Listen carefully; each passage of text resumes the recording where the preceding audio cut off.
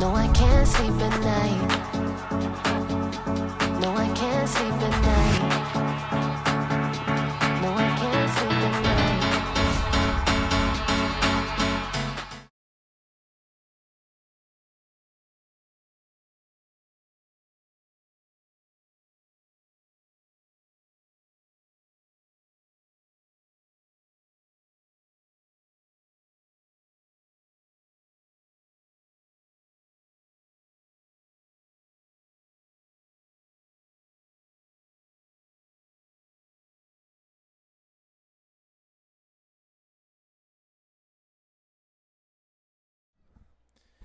Hello, everybody, and welcome back to Mercer County Community College. Usually I find myself saying welcome back to Moody Park, but not here, not now. Thanks to some rain and some unplayable field conditions, we are here for the second game of this Wednesday night doubleheader between the Mercer Mammoths and the South Jersey Kings. The Mammoths down as many as 4, and the opening game between these two teams stormed all the way back and won it on a walk-off bases-clearing double as Muller gets things going with a liner into right field before scampering back to first base to reach safely for the first base hit of this one. Luke Lundler with Ben Chadwick alongside me. Ben, we had a wonderful game to start things off. You felt like for a second it might be dragging on and going a little bit long, but it ended up really kind of taking a positive turn at the end and being a nice piece of entertainment for us on this hot Wednesday night here in Mercer County. It absolutely did. It was all Kings to start off the game, too. I know you showed up a little late. I had those moving requirements with your grandma, I believe it was, out there in Pittsburgh. Yep. So you helped her out, and then you got here. I took over the first little part of the game. But, yeah, it seemed to be all Kings all the way through, and it really was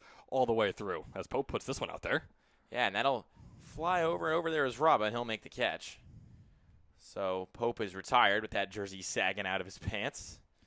Not sure if his coach was a big fan of that one. Well, his coach has been his coach for quite some time. Pope just wrapped up 2 springs, I should say, with Coach Carabelli, who is now his summer coach as well. But, yeah, I mean, like I was saying, it was a 6-4 ball game heading into the 7th as well in favor of the Kings. Then he had that 3 RBI double from Joe Gamitter, who is currently on deck, and that was all there was to it. And we mentioned that meat of the lineup being such a powerful tool for this Mercer Mammoths offense. Felt like a lot of runs really generated from those 4 guys up top.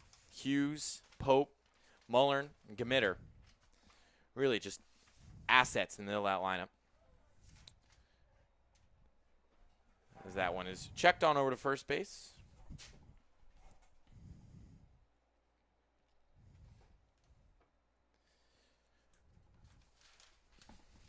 The 0-1. Runner goes. This one's fouled back.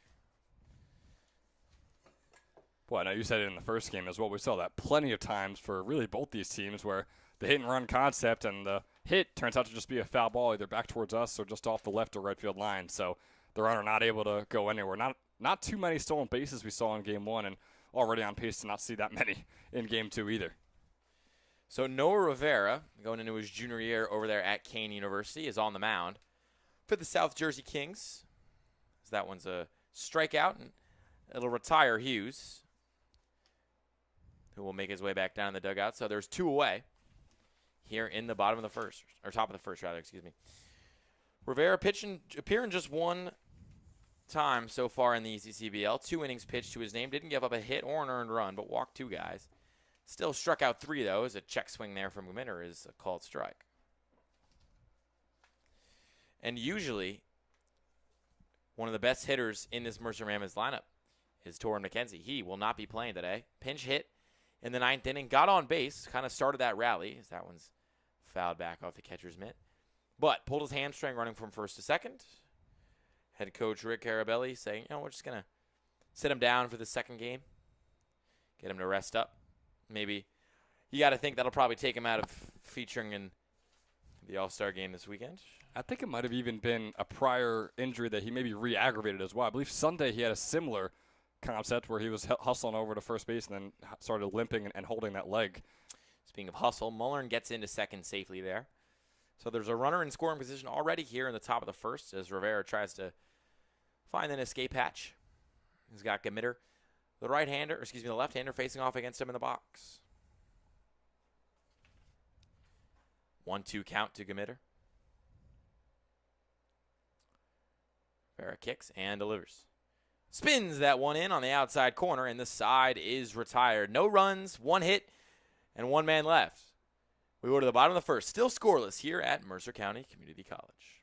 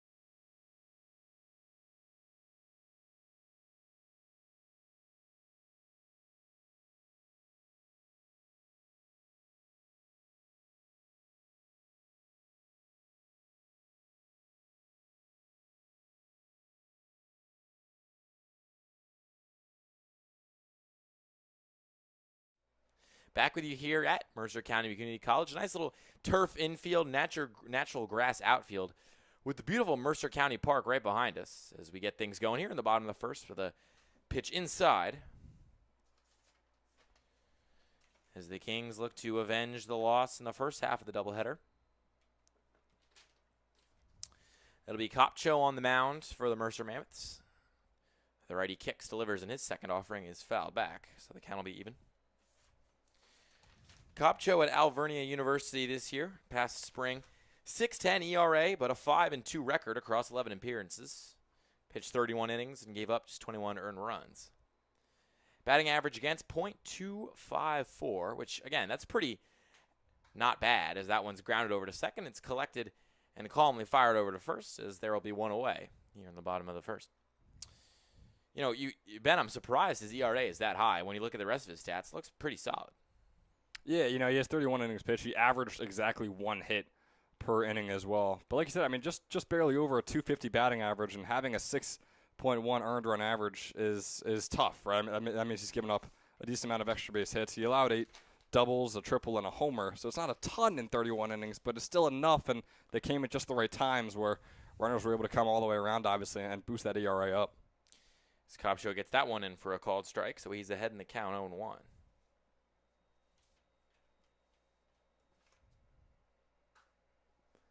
That one's popped up.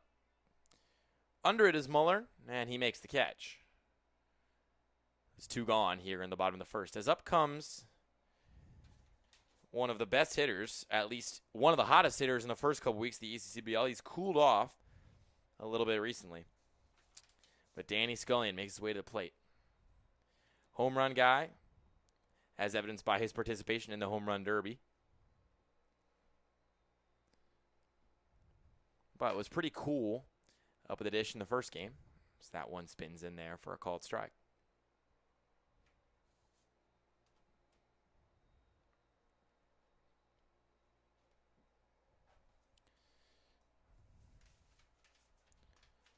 Kopcho's 0-1. Swing and miss. Count is 0-2 now to Scullion.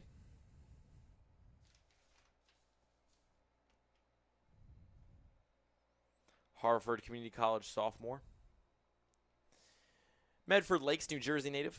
You have to imagine they probably got a lot of bodies of water over there. The 0-2 up high. It's a great observation, Luke. That's very astute. Listen, I'm playing with the cards that are dealt. If a city has lakes in its name, I got to assume they got a couple of them at least. The 1-2. This one is hit hard into left field, carrying but not getting down and finding its way into the glove of right. So a nice piece of contact, but no out for Danny Scullion as he exchanged his seemingly a couple friendly words with Kopcho as the two share a laugh and then head their separate ways into the dugout. Still scoreless here at Mercer County Community College. No runs for either team. One hit for the Mammoths. No errors. And we'll make our way to the top of the second after a word from our sponsor. Hi, my name is Dr. Philip Glassner. I'm a hip and knee replacement specialist at Mid-Jersey Orthopedics. We're a multi-specialty orthopedic practice with offices in Flemington, Bridgewater, and Washington, New Jersey.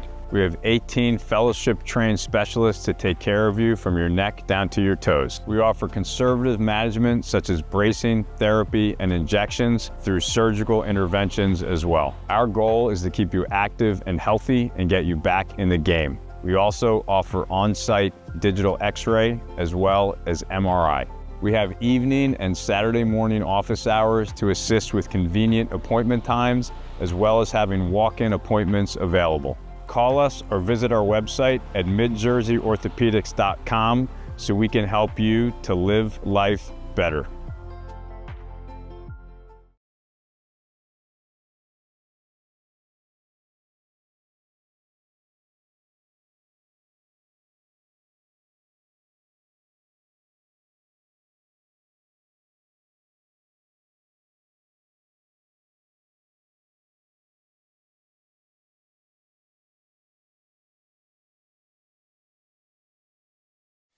Back with you here at Mercer County Community College. Luke Lendler, Ben Chadwick on the call for you to bring you the second game of two today on Wednesday afternoon, turning into evening as the sun hangs lower in the sky. Still high enough to make us feel like we're sitting in a rice cooker in here. In the I was going to press box. say, yeah, it's lowering in the sky, but still beating down on us this entire day so far. First pitch is Coro's in there for a called strike. We had some adventures, at least in that first game. I definitely made the trek to the vending machines to try to see if they had some water. They didn't, so I ended up perhaps potentially thieving some water from the room underneath us. Then I had to make the trek back to my car to change out of my sweater into a shirt because it was not sweater weather in this neighborhood. Nope. We fought off a couple of wasps as Yeah, well. we did battle with wasps, and if anybody was listening, probably thought we were the biggest scaredy cats in the world. That one's across the diamond in time to get Socorro. And we were, by the way. We were. I was terrified. That was the biggest wasp I'd ever seen. It was so big I thought it was a dragonfly when I first saw it. Yeah, and it was as I mentioned. I mean, we are in the home of two wasp nests right now. They're on the corners of the two windows that are up here in the press box. So we are the intruders. They're just protecting, and we're not very good at intruding. Windows that we do have closed, for the record.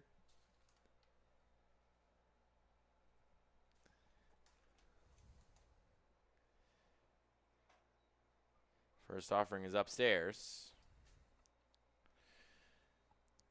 Rivera trying to settle in. Did a pretty good job in that first inning. And now he's retired one batter here in the second. That one's in the, could say, in the dirt. It's rather in the turf. Yeah, the brown turf. But yeah, Rivera's facing off against Heffernan here, who was 6 for 12 coming into last game, but is now 6 for 15. Went 0 for 3 in game number 1. Still got on base once, thanks to a walk. Not agreeing with that call from the umpire. Said it graced the other box. It's a 1-2 count to Heffernan. As Rivera looks for K number 3. The kick, the delivery. That one's fouled back. Falling to a knee and a hand as Heffernan.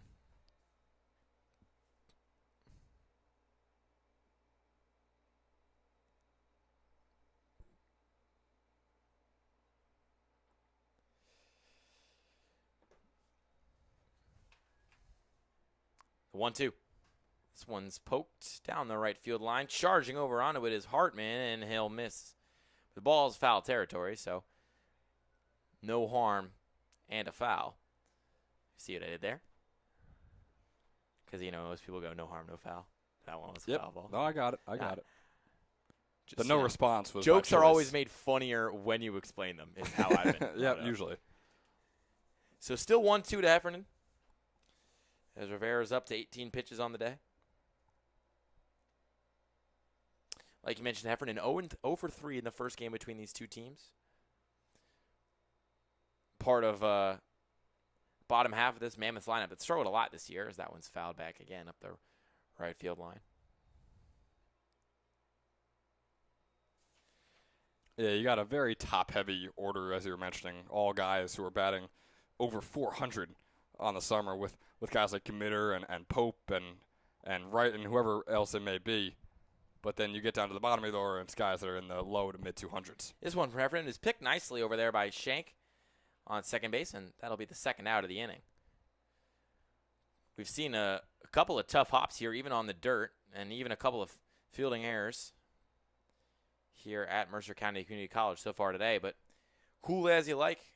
Shank scoops that one up on the short hop, slides to a knee, and fires over. Really, I mean, lost in the sauce of a walk-off win was one of the most incredible individual fielding performances I've ever seen from Jordan Robb out there in center field. I mean, he made diving catch after diving catch, saved run after run, but ended up not being enough in the end as that one's down low for ball one. And again, it was a game that the Kings were in control of all the way through, and the fact that they're not able to get it to go at the very end is just so heartbreaking. Again, they're the underdog team in this. They're third in the South, facing off against the top dog in the South. Song gets fouled off by Babkowski, but that was a huge win. It could have been a huge couple of wins, especially if they win this one, where they're right back in the running for the first seed in the Southern Division, nearing, or not nearing, a little over the halfway point here in the ECCBL regular season. So the 1-1 to Babkowski came in as a pinch hitter in the ninth inning and reached on a single into left field before being one of the 3 runs that would ultimately lead the Mammoths to their 11th win of the season.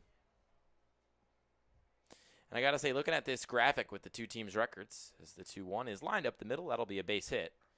So Babkowski will reach first calmly and safely. And there's one aboard here with 2 gone in the top of the second. Looking at the graphics between the two teams, you got the Mammoths at 11-6-1. You got the Kings at 7-11-1. And now I want a big gulp, you know. 7-11. Yeah, nice. Could really go for a big gulp right now. Maybe even a Slurpee. And that day's coming up, right? 7-11 day. You get free Slurpees whichever 7-Eleven you go to. Hashtag I will be there no matter what. That's Absolutely. For sure. It's unfortunate, though. They have a new system where they're able to make sure that you don't go to multiple 7-Elevens. Which is on the that's same day. jive, man. That is just BS. That's when we need the woke nonsense meme out here. That is just that is woke nonsense. Runner on first, 1-0 count for Stevie. Solid display from him in the first game between these two teams. LaSalle commit from Morristown, New Jersey. Came into today just hitting 208, but picked up 2 hits in the first game. The pitch. Swing and a miss. Yes, Nietzsche Steve went 2 for 3 in game 1 with an RBI single as well. So one of the best games he's had so far this summer, like you said, was batting just barely over 200 coming into today. So big game 1 is going to try and keep that going in game 2. The 1-2. Swing and a miss. He got him. Ball's in the turf. They got to throw down to first. Steve discards all of his accessories in disgust. But dishing right now is Rivera. He is through 2. No runs, 1 hit, 1 man left. And we go to the bottom of the second frame. And just a reminder that the ECCBL is sponsored in part by Northfield Bank, proudly serving local communities since 1887.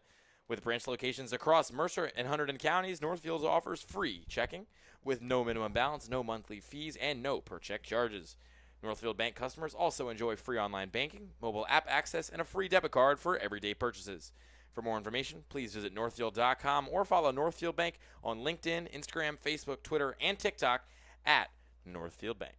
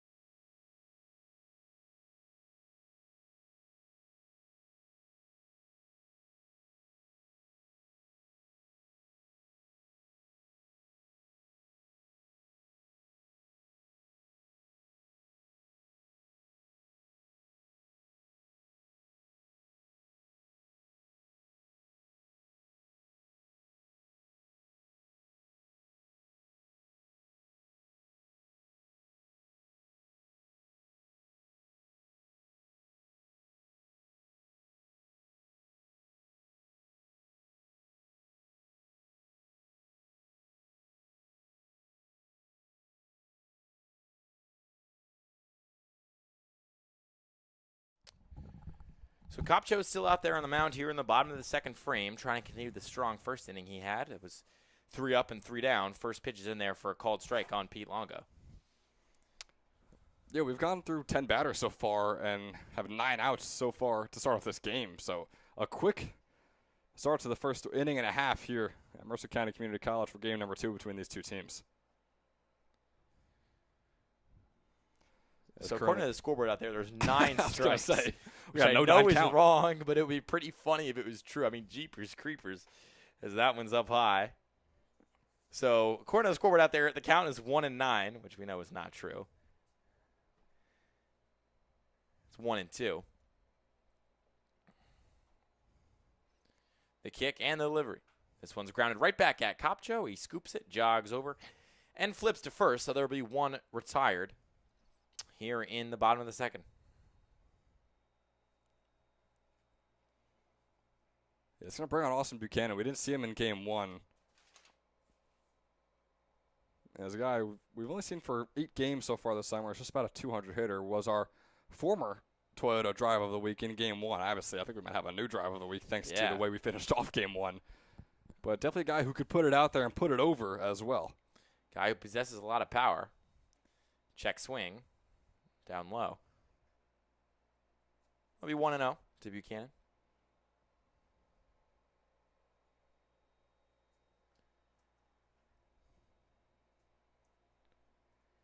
The 1-0. That one's outside. Ended up in the other batter's box.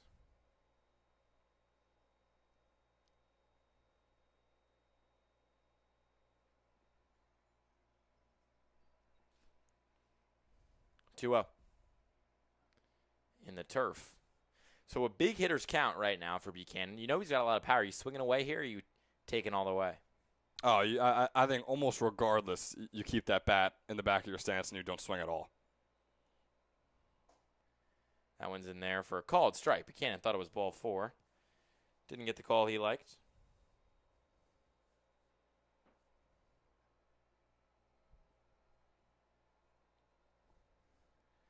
The 3-1. This one's grounded sharply over to third. And it's through the glove and into the outfield. So right will scoop it up and left. And I got to imagine that's going down as an error on Magliozzo there in third base. It absolutely is. Yeah, I mean, look, it's a hard grounder, and it's a tough play to make, but it's a play you're supposed to make. I mean, that ball just going under his glove, it was a simple misread, but still an error nonetheless. So a runner on first now. Here in the bottom of the second. First base runner yet for the Kings. That one sneaks way inside. Pushes Rabe off the plate a little bit. He's flashed the leather plenty of times so far in this season. Yet to flash much of the bat, Jordan Raba.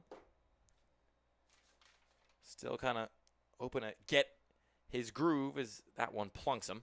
So he'll make his way over to first now. And there's 2 on with, might I say, the no-hitter still alive. If you're Kopcho. Oh boy, early. I have to say that. You gotta see it the whole way. You gotta call it all the way through. But there's runners on first and second now. And yeah, you're mentioning Raba and how he's kind of struggled so far this summer. 1 for 3 in game 1, but did have that 2 RBI single as well, which again was all for naught in the end. But in the moment, seemed like it might be the one to put them over the top and get them the win against Mercer. That one drops in for a called strike.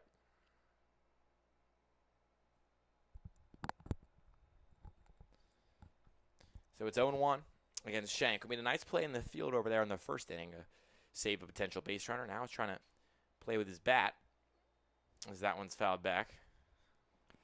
And Shank already facing the 0-2 count. He has struggled to strike out so far this summer. Through 10 games, he has 9 of them.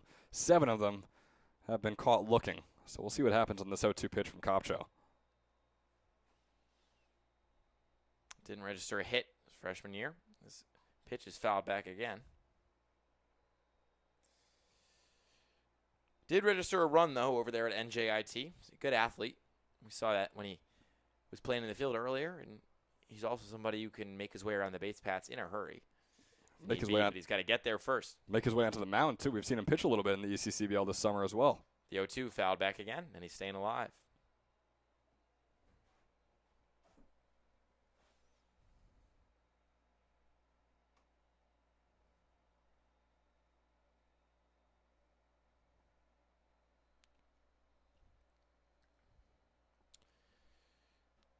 Kopcho checks the runners. He's 0-2. In the dirt.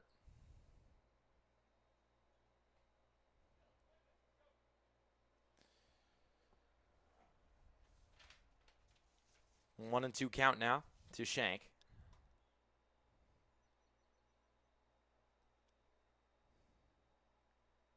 Kopcho pulls it way outside. Winces a little bit. You have to think if that was because of the footing or because he didn't like the pitch he threw.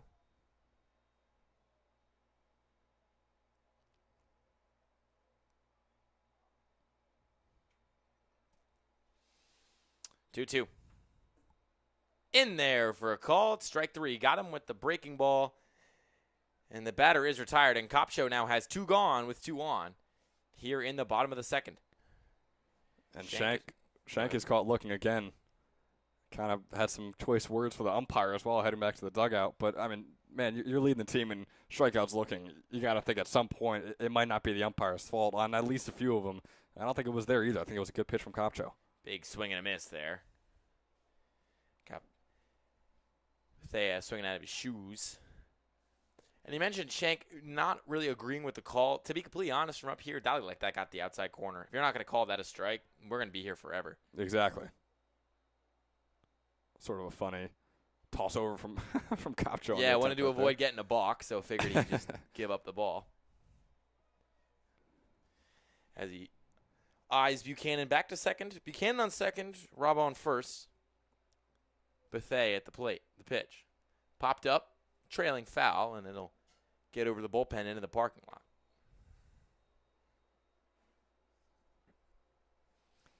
Seems like the parking lots here at Mercer County Community College are much safer than those that we have at Moody Park in Ewing, New Jersey. Yeah, except I'm still a little bit fearful I'm going to get back to my car and it's not going to be there. I parked somewhere where I had to go through a gate to get there, but the gate was just open. So I was like, I'm probably allowed to be here. The 0-2 runners go, and it's down in the turf. Kopcho, not worried, just waves his hand at Buchanan, who will steal third. Yeah, Buchanan had a big jump there, and Babkowski and Kopcho both just kind of accepted the fact that, yeah, that guy is gonna get on third, but let's get this out right here. 1-2, and he got him on the swing and a miss. Kopcho looking comfortable and smooth through two here at Mercer County Community College. It's still 0-0 between these two teams as we go to the top of the third.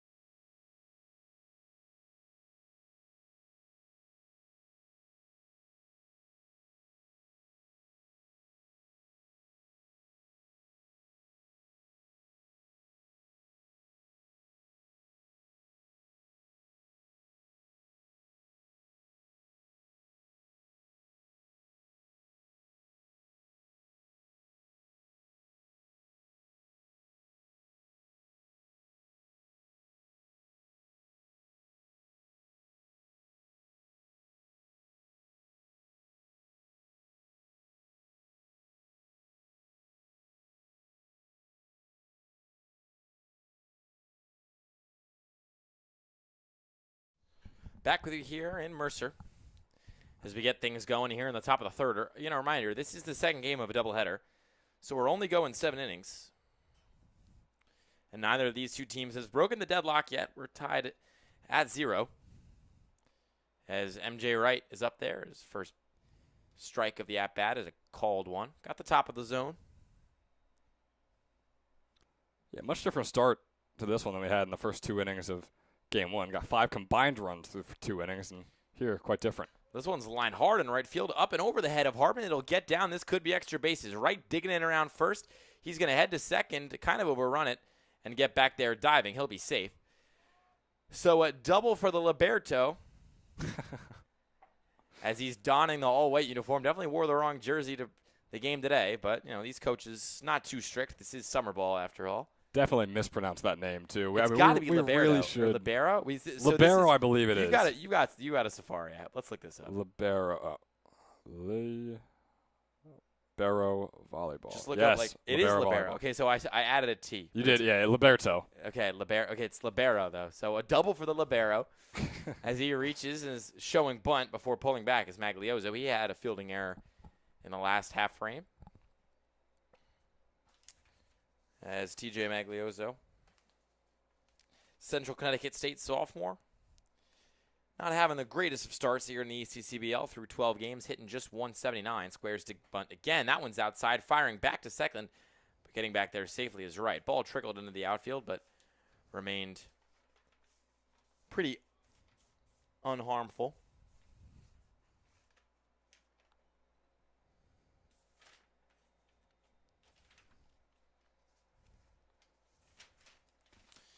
So Maglioso ahead in the count, 2-0 now. We'll stare down Rivera.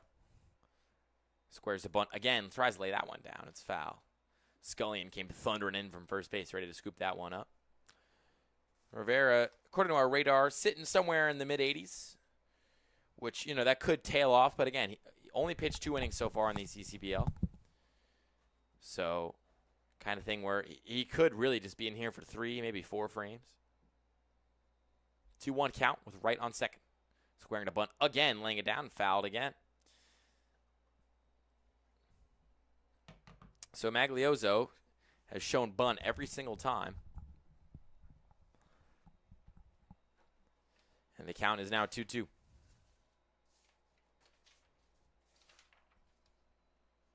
Yeah, and Maglioso, just a 179 hitter so far this summer. Has had his struggles, and I think Coach Carabelli is trying to strategize with this at bat. That one is, just inside. So the count is full with Wright taking his lead over there on second. Maglioso in the box. Rivera's 3-2 offering. Got him on the inside corner, just a couple inches in closer to the center as his last pitch, and it was all he needed. As Rivera sits down Maglioso, who is a third of the way to first. Thought he had drawn a walk there.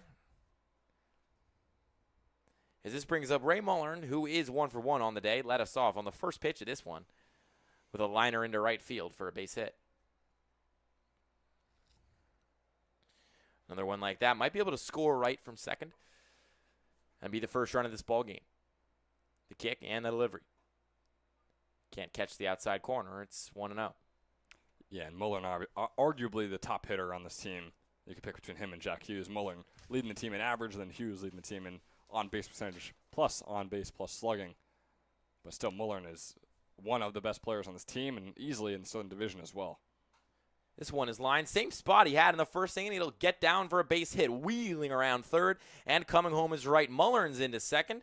He slides, and he's safe. And the Mammoths plate the first run of the Wednesday evening game of this doubleheader thanks to a pretty deja vu-esque at-bat from Ray Mullern, who is finding a new home out there in right field. It's deja vu that he does not mind having over and over and over a game in this game and in all the games to come this summer. If he could piece every single ball out into right field and get himself on second every single time, I'm sure he'd love to do so. It'll bring up Jake Pope, heading into his junior season over there at Shippensburg University, one of the 5 All-Stars on this Mammoths team, and 5 of them falling within that lineup. So with McKenzie out injured, there's just 4, but at full strength, in a 10-person lineup, you got to deal with 5 All-Stars. That's tough to see if you're opposing pitchers. The 0-1. So falling behind 0-2 now. Yeah, you mentioned 5 All-Stars in the lineup alone, and then you tack on 4 more with the pitching staff. And, it shows you why this Mammoths team sits atop the South Division and is second in the entire ECCBL right now. That one way outside and gets away. Shoppy's not going to have a play at third. Frustrated with himself for that one. And the runner advances to third now with one out. So a sacrifice is still in play, but you got to think with a guy as good as Pope up at the plate, you're probably trying to swing for the fences here. You absolutely are. And again, the top of the order continues with Jack Hughes after him, and then Gmitter after Hughes. So these are all guys who can put a ball over the fence right now or get another double like Muller just did. The 1-2. Swing and a miss. Another strikeout for Rivera. He's fourth of the evening. As you know, despite the hits that he's given up and the one run, he still looks pretty comfortable. Just so far being outdueled on the other side by Copcho. But like you mentioned, let's bring up Hughes. Had one of the hottest starts in the ECCBL, was above 500 average. He's been in a slump recently, but even still, his average is in the fours. Yeah, went hitless last game as well. His fourth straight game without a hit. Again, and like you said, it was an over 500 hitter in the first real half of the ECCBL season. That one gets past again, Shoppy, but less dangerous this time. So Rivera will take his glove off and collect himself on the mound. As the Kings looking for their 8th win of the season. They've always kind of hovered around that 3rd or 4th spot in the Southern Division. As of right now, they're 3rd. Head of the Trenton Capitals, as that one's in there for a called strike. It's Mammoths, Generals, Kings, Capitals in their Southern Division. As the Mammoths overtook the Generals, who have been a wee bit of a slump recently, the 2-1 in the turf again.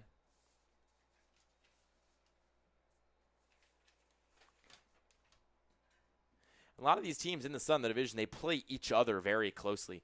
And that cannibalism kind of leads to maybe not the most impressive records from any of these ball clubs, but everybody knows they're pretty good teams as the 3-1 is up high. It'll be ball 4, and taking his base will be Jack Hughes. Yeah, I think you said it perfect, too. I mean, some teams have the number of other teams. Like in terms of the Mammoths facing off against the Capitals, they've done very well. But also, it's other teams having a number of the Mammoths. So it's exactly like you said. It's the cannibalism, which is why these records are so close to 500, why the worst teams are still pretty close to 500 in the South, and why the Mammoths are only 11-6-1, hoping to get 12-6-1 today. But yeah, I mean, when you go to the North Division with Southside, and they're well over 500, as well as a couple of teams like Quakertown. So a lot of parity between these two divisions, and I mean, I for one cannot wait to see what happens in the ECCBL playoffs in just about a month's time. So Gmitter fouls the first offering back. It's 0-1. Runners in the corners for the Mammoths. This one is lined into the outfield. Moving over is Raba, but under it and making the catch is Buchanan in left. And the side is retired. 1 run, 2 hits, 2 men left. As the South Jersey Kings trail 1-0 and look to tie this thing up in the bottom of the 3rd. Don't go anywhere.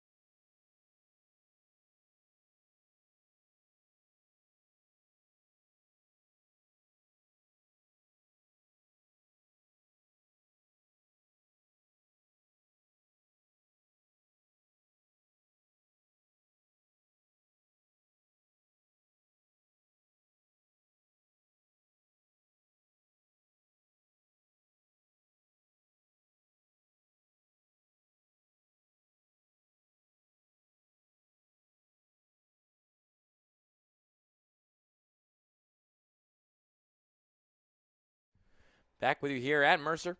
County Community College is Kopcho still trying to chug along there on the mound. His first offering of the third inning is up high. Mammoths took a 1-0 lead in the top of the previous frame.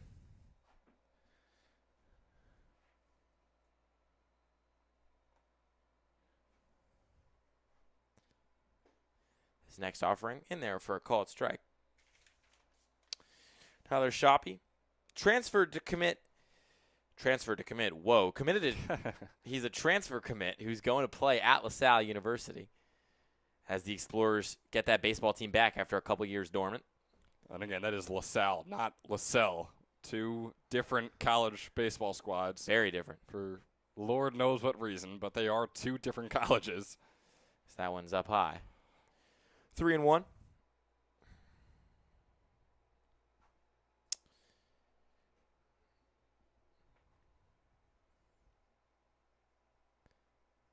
Kicking and delivering. Swing and a miss on that one. So the count is full to Shoppy. It's a hard swing and a miss from Shoppy as well. Just wrapped up his sophomore season at RCSJ Cumberland, another Region 19 player, and had 5 homers for them this past spring. This one's a swing and a miss, and Kopcho got him. Another day, another K for Kopcho, as Shoppy is retired. And there's one away here in the bottom of the third. Yeah, it's Kopcho's third strikeout of his outing so far. He's thrown 37 pitches, 23 of which have been strikes, looking really, really solid here now in his third inning of work. And I sure hope he didn't announcers jinx him, as his opening offering is swung on, lined, and that'll be just foul. For a second, I really thought that was going to get down, and I was going to look at you and say, Ben Chadwick, you've only gone and done it again. You get to call these fun walk-offs. Maybe give me a no-hitter. Just saying. Well, you can't be looking I at can me say, saying. listen, I'm saying it is currently a no-hitter. I'm not saying it's going to be. I'm not saying he's playing well. I'm just saying it is currently a no-hitter. You can't even hear me down there anyway. Better Kicks hope not. in. Kopchi's 0-1. Swing and a foul tip. Caught by the catcher. So the count will be 0-2. It's Ty Mercado up for the first time in this one. The 0-2. Fouled back. That one jammed him up inside.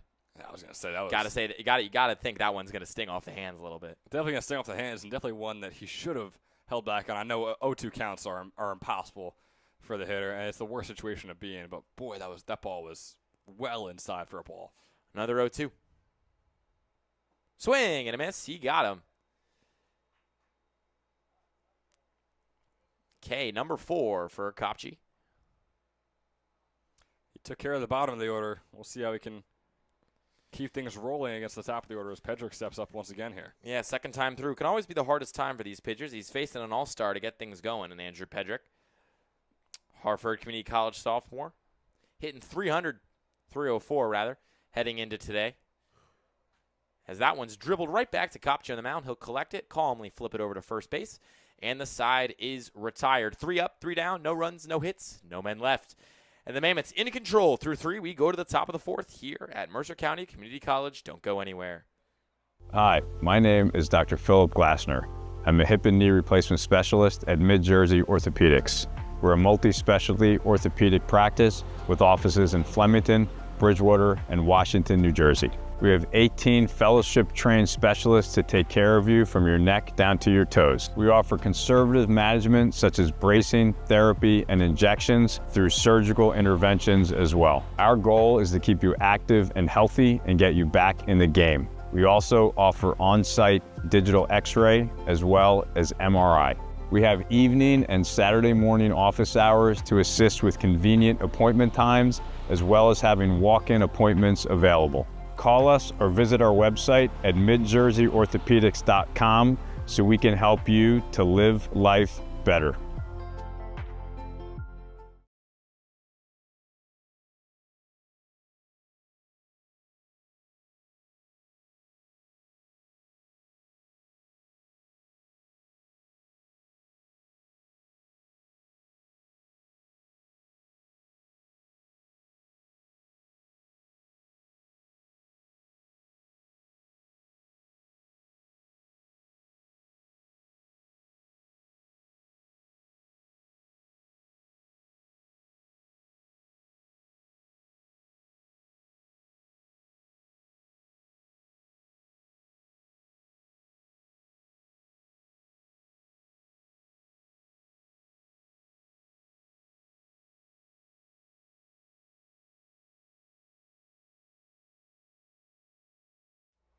Back with you here in Mercer as we get things going in the top of the fourth.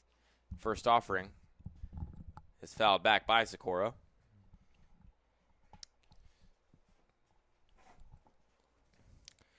Joey Socorro donning the teal gloves and the coral cleats. Got an interesting color combo going on there. The 0-1 swing and a miss. Yeah, the teal gloves, the coral cleats, and the Mercer green helmet that we have a couple right behind us, actually, as he just wrapped up his career right here at this ballpark. He's in the portal right now. He actually played for the South Jersey Kings last year, so seeing some familiar colors there. 0-2, he lays off, and it's a good decision. It's in the dirt.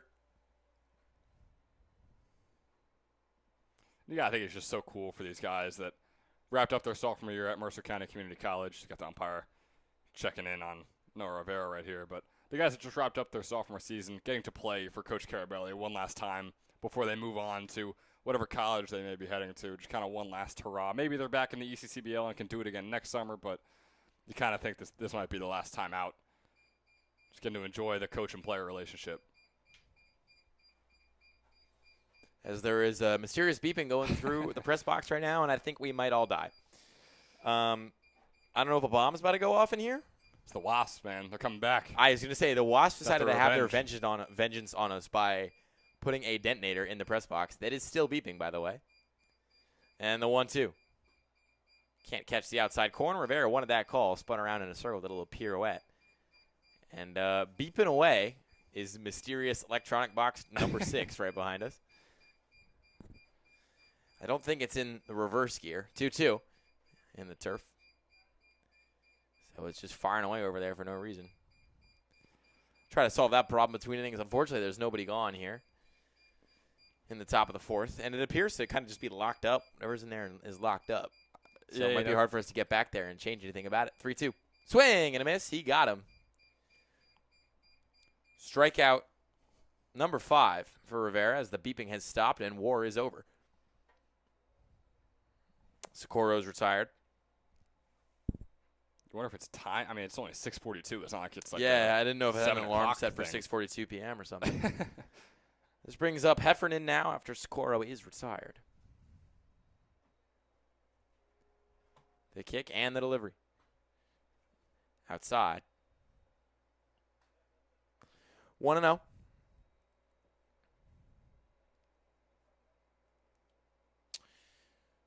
Rivera trying to keep going with his strong start so far. He's thrown 56 pitches, only giving up a run. This one's pooched over to first base, staying fair and knocked down, and it'll be a tag out as the tough luck for Heffernan continues. I mean, he kind of just trudges back to the bullpen, dragging his bat, kind of like Linus drags his blanket in Peanuts behind him, just trudging along over there as he kind of just took that one right off the hands and almost like he was trying to direct the ball over to first base. Well, again, I mean, he had the hottest start possible, right? I mean, you're batting 500 after 12 at-bats, going 6 for 12, and then you come into today still hitless. It's tough to try and really acclimate to a much different climate. I'm not just talking about the weather. I'm talking about the way he's performing today. Babkowski takes the first pitch for a ball and then takes the second one for a strike. As the Wasp has re-entered. Oh, there's a Wasp in here again. There's a Wasp in here again, and it's right over my head. I'm sitting down, too. We are ducking and we are stop, dropping, and rolling right now as the 1-1 cannot catch the outside corner. I don't know where bro went. There's a Wasp in here somewhere. Oh, why did he come in? And I can't see it, and I am terrified. I'm shaking in my boots right now. If you stay still and don't scare them, they should not sting. 2-1. Got the called strike. But what if something really exciting happens and I start freaking out? Well, he's behind us. I see. Oh my God, he's right behind us. Oh, yep. I am crouching right now such that I can barely see the game. I kind of want to go stand outside and call this one. The 2-2. Outside, can't catch the corner. I think this was that ticking we heard before was the Wasp. Yes, they were coming back to exact their vengeance. Dear Lord. Full count now. 2 gone. Babkowski digging in against Rivera. Shaking off the signs. 3-2. Fouled back. It's gotten real quiet in here. I don't know. Ben Chadwick is surveying this room. I don't see the Wasp anymore. I know it's in here. I'm not watching any lick of baseball right now. It's the kind of thing where, like, when you're about to turn the lights off and you see a spider and then you turn the lights off and it's gone. You gotta just leave the house at that point. 3-2. Swing and a foul tip, right off the foot of Babkowski. That one stings a little bit. He'll walk it off. So, yeah, if the broadcast ends or goes silent all of a sudden, you guys broadcast know ends exactly because what we happened. threw our either headsets ran down away. and ran for the hills.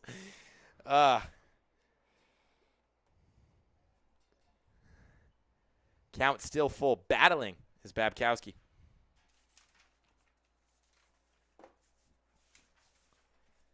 As I know, if I hear buzzing, might be time to split. We are wearing these bright orange shirts. They don't help too much. Rivera's 3-2. Just misses on the outside corner. Doesn't like that call very much, but hard to argue. So he walks Babkowski after a long at-bat. This will bring up Steve, who just wrapped up his senior season at Morristown High School, going to play at LaSalle, which, again, I don't know if it was me and Giacomo doing the call last time we saw the Mams, but we were marveling at his yellow accessories and thinking, wow, how's he going to make that work? Well, he's in luck because he goes from a black and gold high school to a blue and gold college. Yeah, so you can keep the equipment, keep the accessories on him going all the way. He's got the yellow gloves and the yellow arm sleeve on that left arm. The 1-0. Swing and a miss. Swung right through that one. He's 0 for 1 today. 0 for 1 in this game. I mean, he went 2 for 3 in game 1 as well with an RBI. 0 for 1 in this game. 2 for 4 today. Had probably his best individual output in the first game of this doubleheader. That one's in there for a called strike, too. I thought that was a little low and a little inside, but umpire, hey, I had to give Rivera the benefit of the doubt. I mean, dude threw the pitch so hard his hat came off. I was going to say, he threw himself off the mound, which is why I was so shocked that it was called a strike, because I didn't think you could find the strike zone after really doing that. But, yeah, good for Rivera. Rivera heading the count 1-2. Runner on first, it's Babkowski. Steve in the box. 1-2.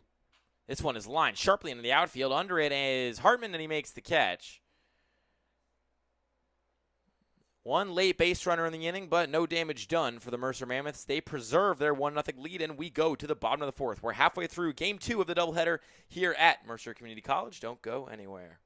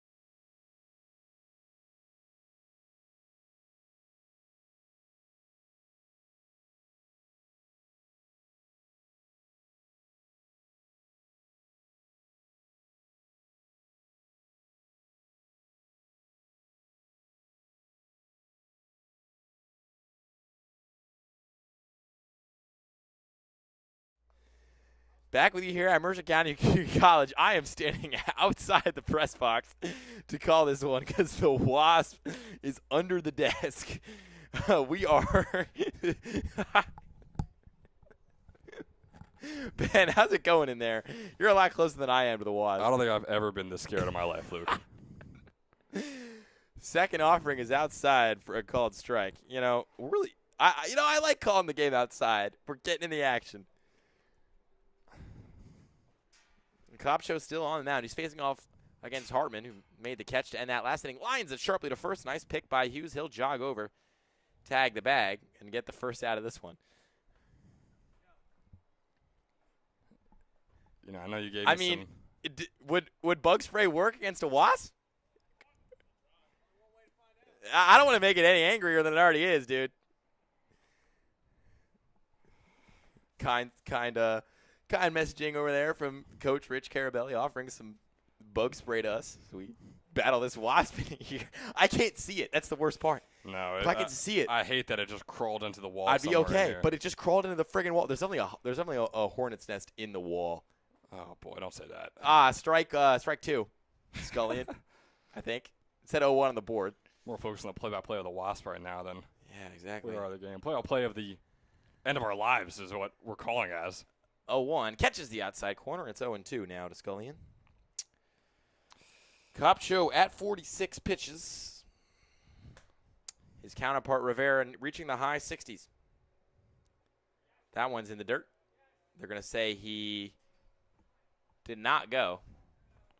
Caradelli, Coach Caradelli, not a fan of that. I was going to say, yeah, you could audibly hear Coach Carabelli. You probably couldn't hear it over the stream, but Coach Carabelli was saying, yes, he went around. That is a strike, but they don't say he does. Pitch. This one's grounded sharply to third. Coming on and making the play is Magliozzo. He fires across the diamond, and a nice pick over there on first base by Hughes. Retires Scullion. Magliozzo, tough throw to make, really, especially with that sun beaming right into his eyes. But Hughes makes a nice pick over there on first base. I am tentatively making my way back to where I was standing before. Sure thing. Because, if I see it, I'll just go back outside again. But as of right now, I'm just going to thug it out. Mama raised a soldier, man. I'm here. Got to get that on a shirt. As of right now, I'm going to thug it out. Mama raise a shoulder. I'm here.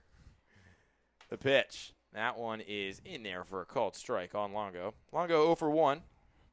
That was Copcho's 50th of the evening, as he's 2 strikes away from being through 4 frames. Talk about efficiency. He's throwing efficiently. That one's a little low into the turf. Yeah, at this point, I am going to speak with some confidence when I say that wasp crawled into the wall. Oh, boy. You know, I Listen, walked down man, there. It could be not in the wall. It could be buzzing around our head right now. 1-1. Foul back.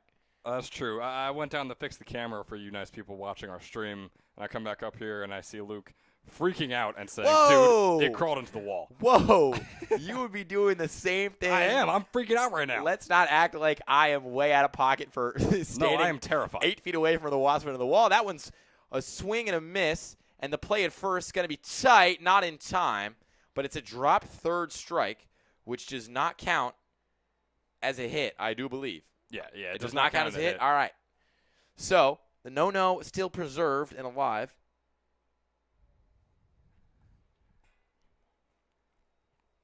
Yeah, it's going to be a wild pitch right there for Copcho that allows Longo to go on to first. But, yeah, it's not going to be a hit for Longo whatsoever.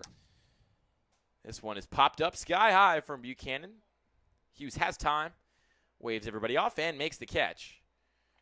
So, no runs, no hits, 1 man left as Copcho cruising with a K through 4.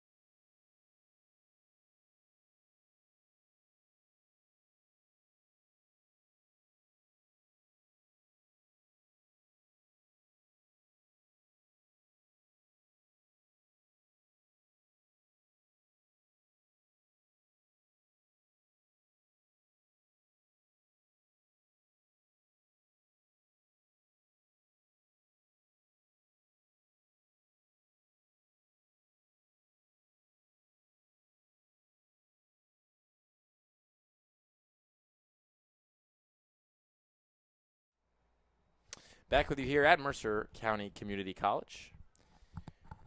An M and then 3 C's for us. Ben Chadwick alongside me. I am Luke Lundler. MJ Wright will dig in. We got this right. Is a libero. Libero is the volleyball term. Has a hit to his name already in this one. He's 1 for 1. As his Mercer Mammoths lead the South Jersey Kings 1-0. Yeah, he went 0 for 2 in game number 1 with a couple strikeouts. So nice way to bounce back here in game 2. Already has the hit and hoping to make it a 2 for 4 day once this at-bat concludes. Oh, and the Wasp is right there. Just crawled out. Just crawled out of the socket. Let's go stand outside. All right. And the Wasp just crawled out of the wall. Oh my goodness, this is brutal. This is what you tune in for every day. We have fled to the outside of the press box. It's a new pitcher, by the way, for the South Jersey Kings. Joey Slavin, Audubon native, snaps that one upstairs for a ball. 3-1. Oh my God, that thing crawled out of the wall like it was alien. And it's still flying around under the desks. Oh my goodness. Oh my goodness. 3-1. Inside, and that'll be a walk. So MJ Ray will make his way over to first base. As I must say, I'm really liking the weather out here. There's no camera in the box, but Ben Chadwick is like on his toes, bouncing back and forth, bounding out of this Wasp's way. Listen, man, I just noped out of there pretty early. I'm just out here on the deck. Oh, my God, there's one on the deck. There's one on the deck. There's one on the deck. Ground ball foul. Oh, my God, we're fighting for our lives. Everywhere you look, there's a fat wasp just ready to say hello. Oh, my goodness. Look, I have jumped through some leaps and bounds to call some ECCBL baseball games. This one is not worth it. Yeah, I'm just going to say that right now. This might be another walk-off game for you here, but I don't know if I want to continue this. My goodness. The 0-1 from Slavin. Can't spin it in.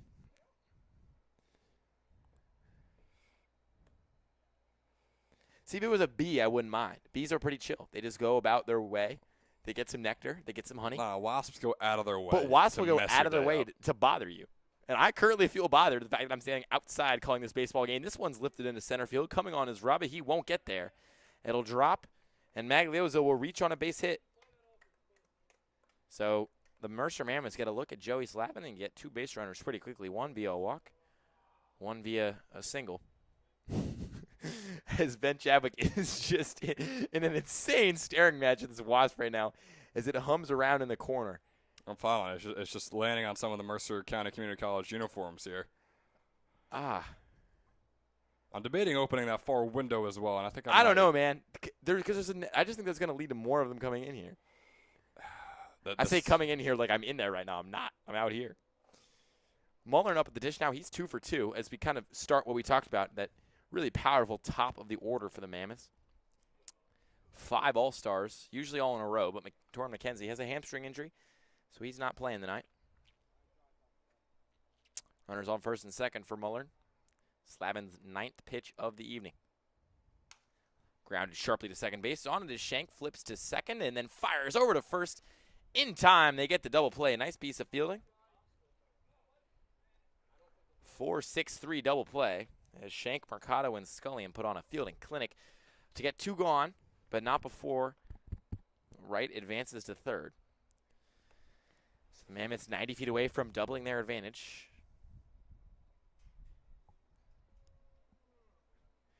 As Pope in his untucked jersey makes his way to the dish.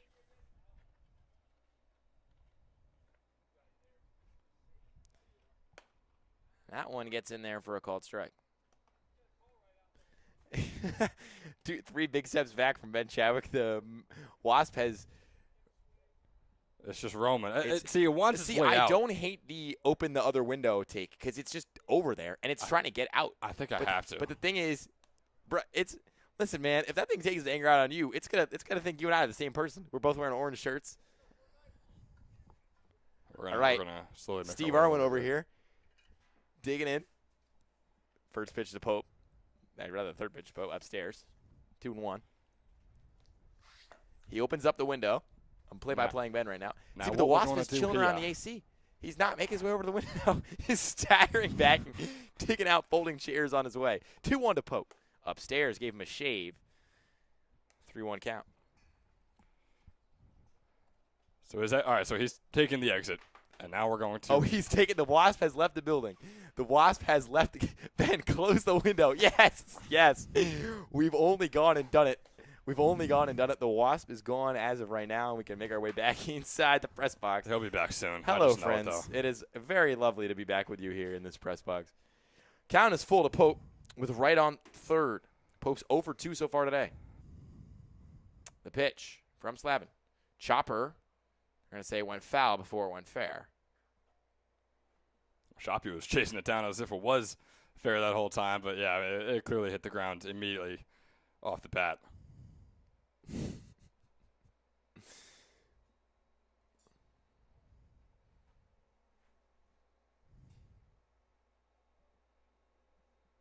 The 3-2. Check swing. He didn't go, and the ball was outside. So Slavin can't get his way to the inning yet. As Pope will jog on over to third. It's not third, excuse me, first. Wright's on third, and Hughes is up at the plate. He's 0 for 1 today. He's got a walk.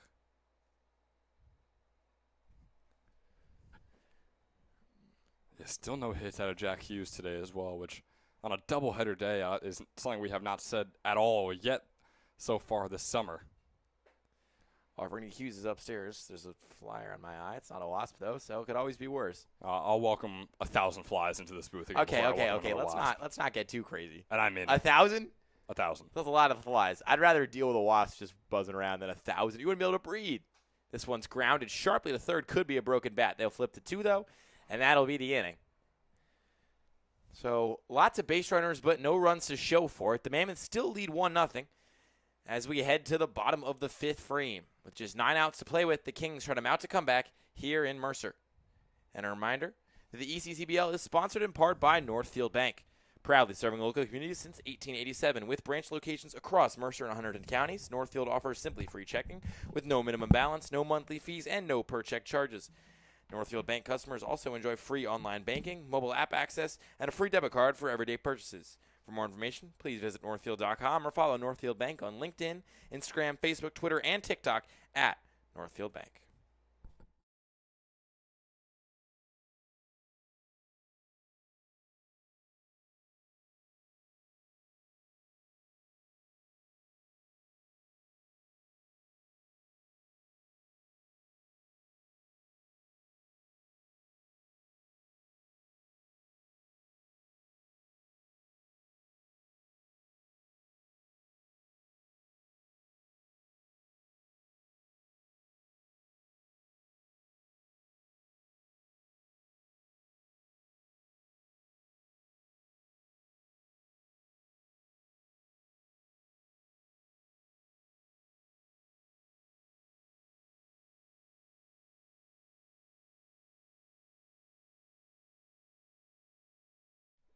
Back with you here at Mercer County Community College. Luke Lundler, Ben Chadwick alongside me.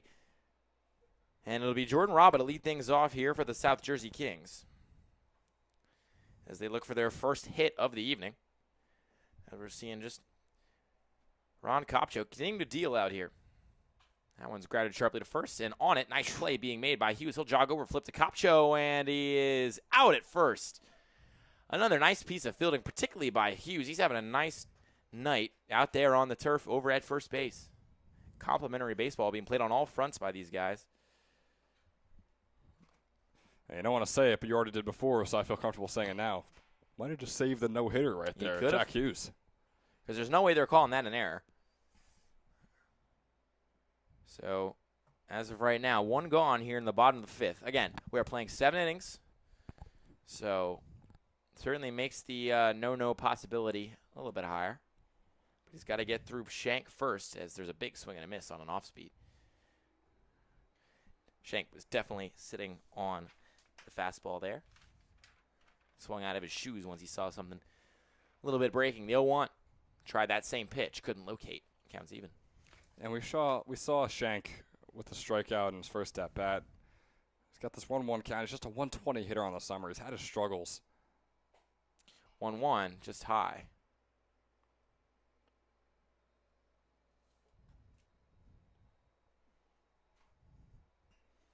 And again, didn't see a ton of time over at NJIT in his freshman season, but regardless, been a tough showing for him so far. That one up and in on Shank.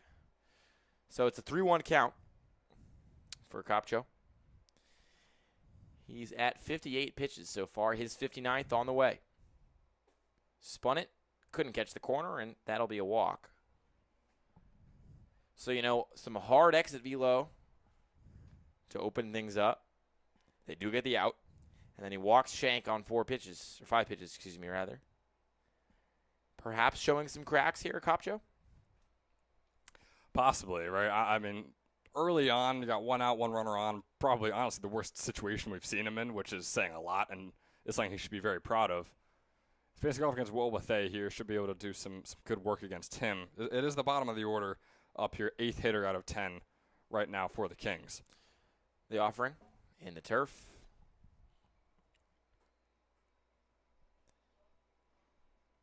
So it's 2-0 is my understanding of the count. Scoreboard not quite updating with us, but Game Changer is. Thank you, Ben Chadwick. Yeah, we get a mound visit here from Chris Babkowski. I think it's one that is deserved. You know, you just have the Yeah. walk and you start off with a 2-0 count. So check on your pitcher. He's still only 60 pitches into his day, 62 rather, I should say now. We got some arms going over there in the pen. Ryan Mignonia. You got it, yeah, I Ryan think it was Mignonia, Mignonia. yeah. Nice. I was a French student, man. That is not my not my forte. He's warming up. 2-0 upstairs, 3-0 now. He's still throwing hard. He's just struggling to find that control and the accuracy on the ball. I mean, that ball is still probably in the mid to high 80s for that fastball. 3-0 upstairs again at a 4-pitch walk after a 5-pitch walk. As it looks like a signal from Coach Rich Carabelli, and the mound visit now will perhaps do it for Kopcho. We're not sure. And listen, man, if this is it, Kopcho throws really hard. He's not a distance guy. You really only put him in expecting 3 good innings out of him, sometimes 4. And he's giving you just that. He's giving you 4 good innings, got an out to start the 5th. And so that'll do it. His day is done. Daps up all of his infield teammates and makes his way to the dugout. And this will bring in who else but Ryan Mignonia. So he'll make his way to the mound, and we'll make our way to a quick break to let him warm up. Don't go anywhere. We'll be right back. Still a no-hitter here in Mercer County.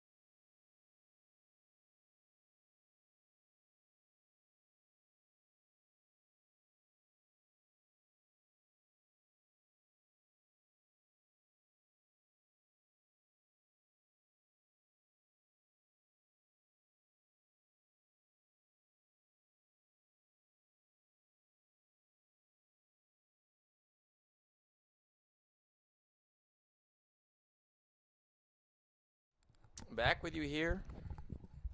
As Shoppy will come up. Be the first batter facing off against Mignonia. His offering is inside. Did it hit him? Did it hit him? Doesn't look like it did, but it definitely took his beard off. So it's 1-0. You and I were watching Mignonia warm up.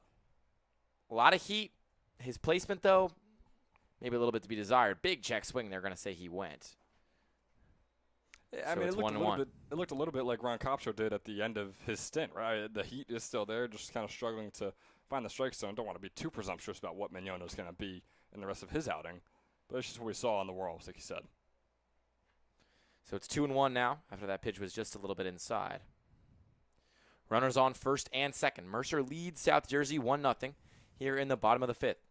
Mignonia on the mound, kicks the leg, delivers. That one's inside again. 3-1.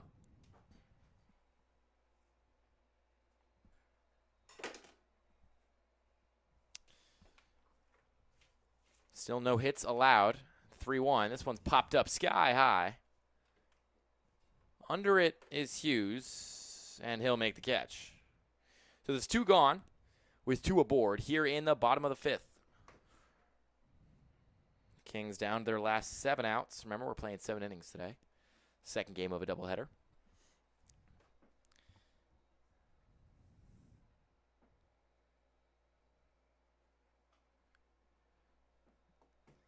So Mignonia survives the first hitter he faces as the runners go. This one's way inside, and it hits him. Mignonia couldn't keep the ball away from Mercado. So the bases are loaded here in the bottom of the fifth. And a big spot for the South Jersey Kings and a big spot for outfielder Andrew Pedrick. We're back to the top of the order for the team clad in blue.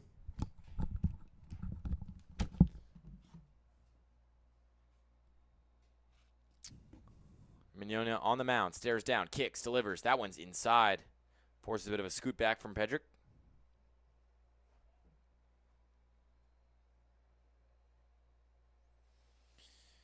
Mignonia checks the runners. There's 1-0. Can't catch the outside corner. It'll be 2-0. Mammoths took the first game of this doubleheader thanks to a bases clearing walk-off double in the bottom of the 7th, as that one's in there for a called strike. So it's 2-1.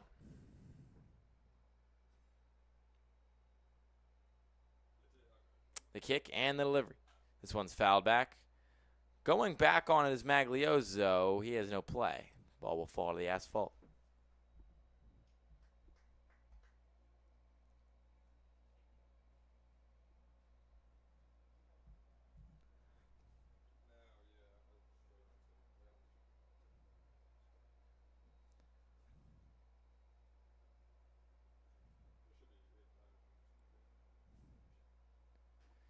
That one's chopped foul. Count remains even at 2.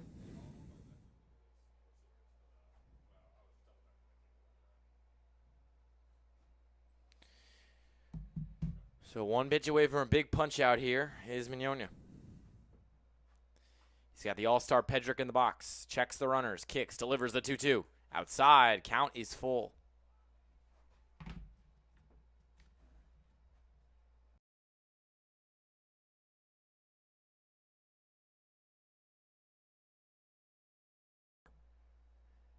Full count pitch. This one's chopped to first base. On it is Hughes. He'll slip to Mignonia, and they get the batter out. The house was on fire, but Mignonia put out the blaze. And the Mercer Mammoths still have not allowed a hit as a team. And we go to the top of the 6th with Mercer with 1 run and South Jersey with none.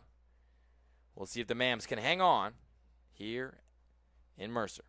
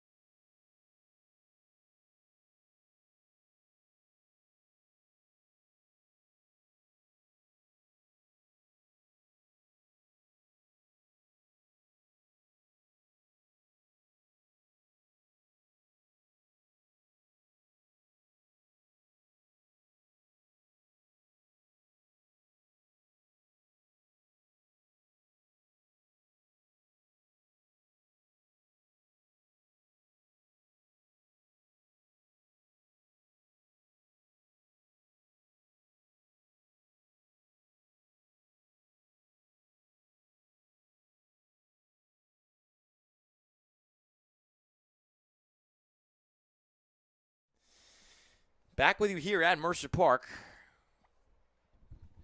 with the Mercer Mammoths leading the South Jersey Kings 1-0.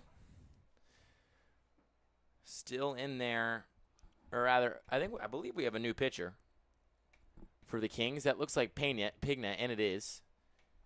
So Aldo Pigna's in there for the Kings, the team clad in purple. And his first two offerings, both strikes. So it's 0-2. According to the board in center field, which also could be wrong. That one's fouled the line the other way. It'll get down for a base hit in the left field.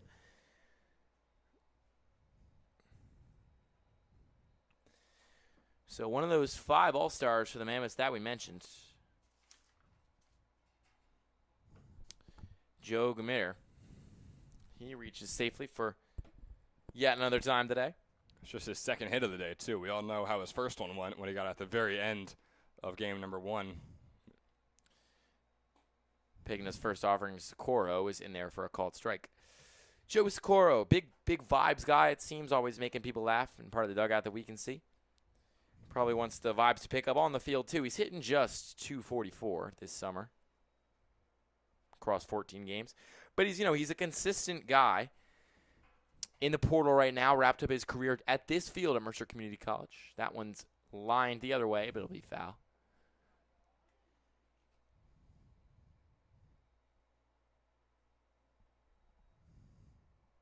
So the count is still 0-2.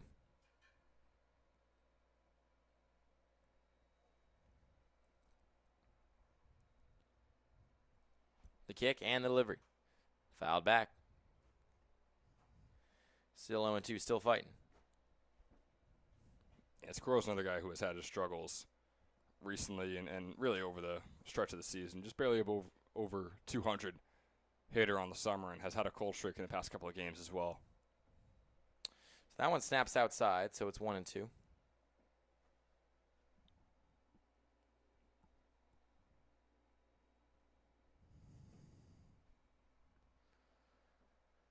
Pigna comes set, kicks and delivers. This one's fouled back again. Staying alive is Socorro.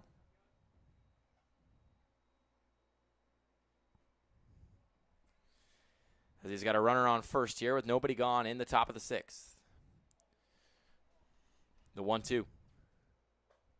Upstairs, counts even at 2.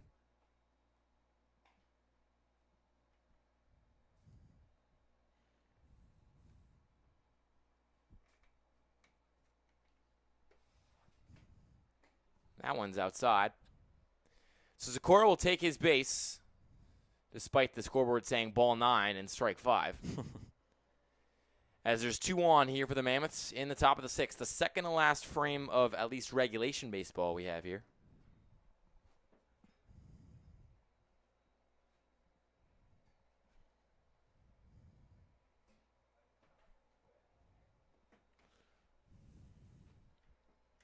The 0-0. Catches the outside corner. Heffernan up at the dish.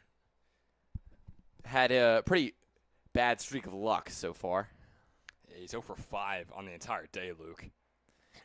And he's been the victim of some borderline strike ball calls. He kind of pooched a foul ball right at the first baseman, Scullion. One that I'm sure he was begging, pleading to go foul, and it didn't. And he's down in the count 0-2 thanks to 2 nice outside breaking balls from Pigna. His next offering can't get the outside corner. And you could tell Heffernan is getting more and more frustrated as this game goes on. Again, we mentioned it maybe 5 times already today, but came into this game 6 for 12, and is now 6 for 17 on the summer, which is a whole lot more realistic and down to earth than what he was used to in those first 5 or 6 games he appeared in. Yeah, the numbers are still good, but he's been cold as of late. Pigna was up 0-2. Now it's 2-2. The pitch. Swing and a foul tip.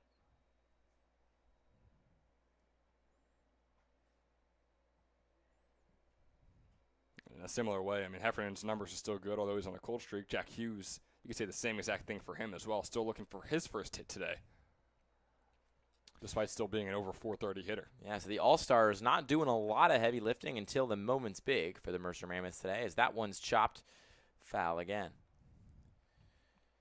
Heffernan staying alive in this at-bat. As Pigna's pitch count climbs, he's up to 17.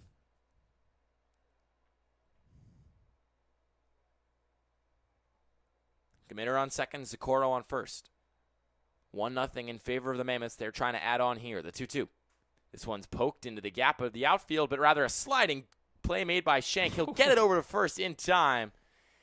And a web gem from Andrew Shank continues the tough day for Heffernan. Can't seem to buy one. That one looked destined for the outfield grass. Shank, like he's playing COD Zombies, just slide canceled, scooped up the ball, and flipped it on over to Scullion at first to retire the batter. And then you could tell Sean Heffernan was walking back to the dugout like, come on, man. Like, really? Like, now buy is when one. you make that play? Yeah, exactly. So this will bring up Babkowski. He's 1 for 1 so far today, and that one is roped into the outfield. Coming on is Ray, but he dives, can't make the catch. It's by him. No, rather sits down in the grass, so only 1 run will score. Pretty lucky from Rob, all things considered.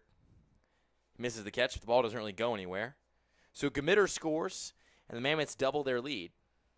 Socorro advances to third, and taking first base is Babkowski. He's 2 for 2 on the day, 2 for 2 on the game, and a nice day from him in general. It really is. Yeah, Chris Babkowski came in at the very end of game 1, and 1 at-bat, 1 hit, 1 run. One of those 3 runs scored on that Joe Gmitter 3 RBI double. And, yeah, now he's come into today and has looked real solid as well. That one's a called strike to Steve. Rather not Steve. We got a pinch hitter here for the Mams. It's going to be Dom Bizzoni out there, pitcher in the first game for a little bit as well. Trying to think about a way to work Shohei Ohtani's name into his. Dom Shohei-Zoni. Shohei-Zoni, I think, works. Shohei-Zoni, I'll take it. Ozoni. Ozoni. Also. I think Ozoni makes a lot more sense than Shohei-Zoni. Dom Hey Ozoni, if you will. Sure. That one's in there for a called strike. So 1-2 to Vizzoni now. He's got runners in the corners as the sun has crept low enough to beam us right in the side of the head here in the press box. This is lovely stuff. Just perfect. Just ideal. 1-2. This one's poked into the outfield. Araba coming on. A lot of bodies converging. The play made. And turning and firing home to the tagging runner is not in time. A wonderful, wonderful play by Shank, but he can't turn and fire home and get Socorro before he scores. So another insurance run for the Mams. They lead 3-0 with 2 gone here in the top of the 6th. Unbelievable play by Andrew Shank. Couple of unbelievable plays out of him for these last 2 outs. And the throw was pretty solid as well, too, but Socorro was well on that jump. Once Shank got that ball in his glove, he took off, and there was no way anyone was getting him out at home.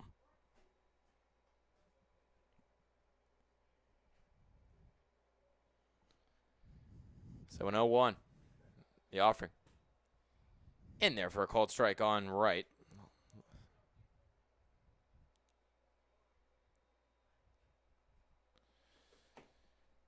That one's a swing and a miss, and he retires right on 3 pitches. Right, frustrated, spikes the bat, but catches it. And despite the big strikeout to end the inning, Pigna still gives up a pair of runs as we move to the bottom of the 6th frame. With just 6 outs to play with, the Kings yet to pick up a hit so far today. We'll see if they can end that streak, and we'll take you to our Toyota Drive of the Week. And really, who else in the Drive of the Week but the all-star and really the man of the moment from the first game, Joe Gmitter.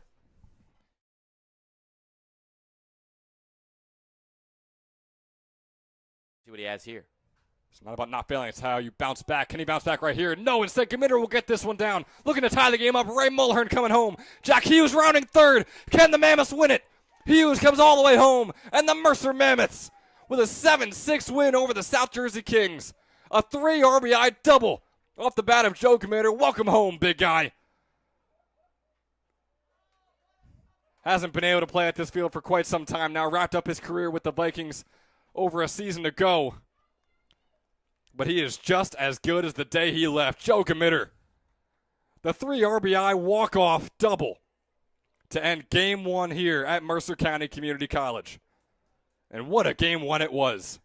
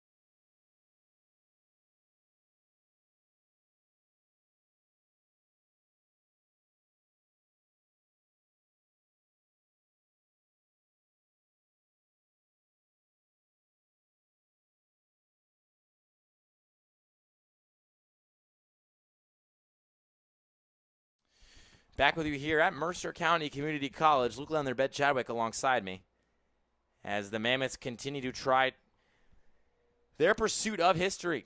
First no-hitter of the summer, potentially. Comes down to the right arm of Mignogna, at least here in the 6th inning. Remember, we're just playing 7, so they got to get 6 outs without giving up a hit. In the box, though, is Hartman. He's made a couple of nice plays over there in right field, but still hasn't registered much at the dish so far today, as have many of his South Jersey teammates. See, lets that one go by. Mignogna up to 15 pitches at this rate.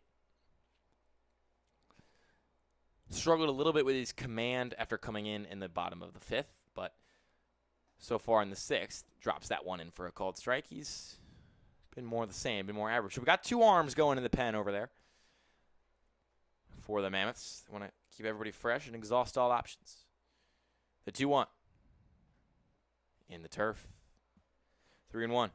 Yeah, it's funny. Mignogna was actually the pitcher in Game 1 when we were kind of talking about it, how Coach Carabelli was saying, hey, we might need you out there, because he walked up ready to pitch and halfway through the game number 2 today, and Coach Carabelli was like, hey, start warming up. And he was like, all right, sure, Coach. And he was like, no, start warming up. But luckily he didn't have to come in game number 1. They still get the win somehow again with that crazy finish. And, yeah, now he can come in halfway through game number 2 and probably hopefully finish things off for the Mercer Mammoths here in game number 2. Yeah, but he walks Hartman to get things going here in the bottom of the 6th. And that'll bring up the ever-dangerous Scullion, as Danny Scullion is making his way to the All-Star game for a lot of reasons, but primarily for that big bat and the power he can bring. The pitch inside, pops off the glove of Babkowski, and then runner will move over to second. Yeah, Scullion just 1 for 5 today. He had that single in game 1 where he went 1 for 3. He had a walk as well. Has yet to get on base in this one, though. So we'll see if he could do so right here. So it's 1-0 to him now. The pitch. Way inside again. 2-0. Mignogna hasn't thrown a strike in his last 5 offerings. And you mentioned it before, how he struggled with control. Really starting to see that here, like you said, in these last couple of batters. The 2-0. That one is in there for a called strike. Got the inside of the zone. Scullion nods, was probably taking that thing all the way. He absolutely was. He saw exactly where that one was going, just didn't like it. He wants to put one over the fences. 2-1. Swing and a miss. Big cut on that one. Dropped that 12-6 curveball all the way down to the bottom of the minute hand on the clock. And it had Scullion swinging from 9-3. The 2-2. Hit him. Unfazed as well. Scullion just eats that one up. Playing with fire the entire at-bat was Mignogna. Everything was inside. And that time he pushed it a little too far inside. So runners on first and second. This is not unfamiliar territory, though, for the Mercer Mammoths. Last inning, the bases were loaded, and they got out of it with no runs given up. Would be pretty ECCBL coded for them to lose a no-hitter. But that would involve them walking in 3 runs or having an error be the cause of a run. And now it's Pete Longo. The catcher sees the first pitch drop in there for a called strike on the fastball. Nice location that time by Mignogna.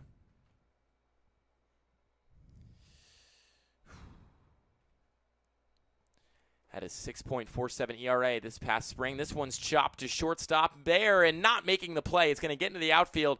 A runner will round third and score, and that'll be one back for the South Jersey Kings, and that'll probably be the end of this no-hitter opportunity. Just a little too much pace on that chopper. Hefferman couldn't get over there and knock it down. And the first hit of the game for the South Jersey Kings comes in the bottom of the 6th, and that will do it for Mignogna's day. Longo comes up big for the Kings as they make this game interesting as we're in the bottom of the second half frame of regulation. And as you mentioned, I mean, that was a tough one for Heffernan to get, right? Yeah. It was a hard hit ball. Did he have a slight chance of maybe corralling it and making the throw over to first? Sure, but it still was a really, really tough play for the shortstop to make. He didn't make it, so yeah, it's going to be hit number 1 on the day for the Kings. And coming in for the Mammoths after Mignogna looks like It'll be nobody we have on our board. So as we search down the roster, it'll be James Waters, the right-hander. So he'll come in and warm up, and we'll take you to a break with the Kings trailing the Mammoths 3-1 here in the bottom of the 6th in Mercer.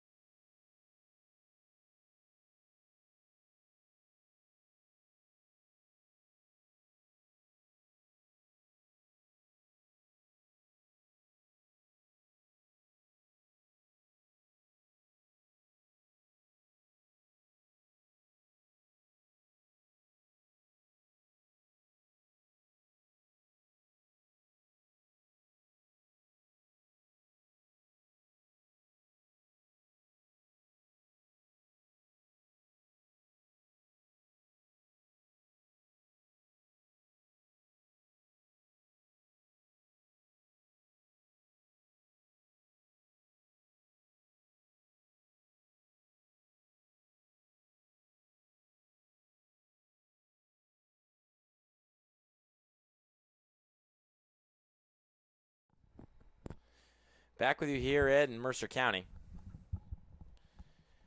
As the no-hitter was broken up on that one, here's a bunt right back to the pitcher's mound, collecting, firing to 3, getting there in time. And getting out the lead runner is Waters. James Waters making his first appearance for the Mammoths in this doubleheader. We've seen a couple times this season pitchers appear twice in a doubleheader. That's yet to happen for either of these teams. But Scullion's retired, trying to go from second to third. This will put Longo on second and Buchanan on first as he reaches on the fielder's choice. It was a risky throw by Waters as well over to third. Scullion, to me, honestly looks safe over there. Again, I mean, the infield umpire knows way better than me with a better angle, but boy, tough call to make. And Waters getting the most important out of all the 3 runners and not going to first, which would have been the easiest out to get. That one to Raba gets the inside of the zone. The kick and the delivery. Can't catch the outside corner. It'll be 1-1.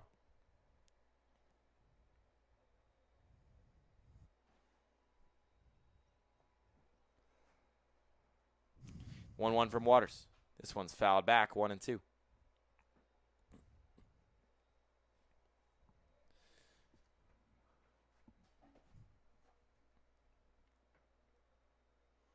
And Rob is another guy who's had some struggles today. He's 1 for 4, which isn't the worst, but especially for a guy who was a near 500 hitter at Mercer County this past spring, I'm sure he's wanted to see a lot more performance from himself so far this summer.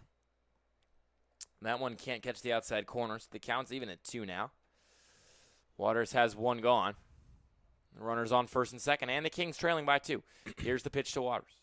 That one's inside, scoots him back, and the runners will advance. So Buchanan to second, Longo to third, and all of a sudden, the tying run is on second base. As the Kings, no hit through 5 innings, try to stage a late comeback here at Mercer County. Yeah, very quietly, we're getting down to the real nitty-gritty of this game, the tail end of it. Feels like it's been very slow lately in these last couple of innings, but this one's lined up the middle end of the outfield, and this could tie the game. Rounding third is Buchanan.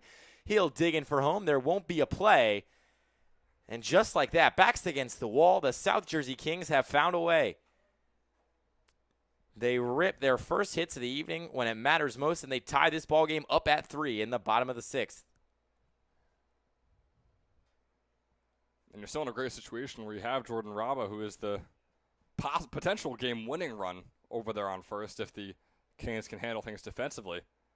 So we'll see what Andrew Schenk is going to be able to do for him right here. But we're gonna get another pitching change as Waters' day is done, and that'll bring in a new arm, a righty, for the Mercer Mammoths.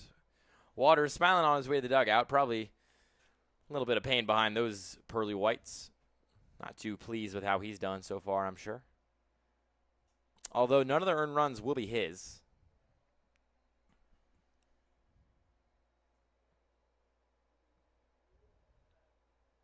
As the Mammoths going to warm up a new guy, and looks like it'll be Ryan Conover, Belmont Abbey JUCO. Just wrapped up his second year there. He's a Hamilton, New Jersey native, and while he warms up, we'll take you to break, and we'll be right back here on Jersey Baseball Nation. Don't go anywhere.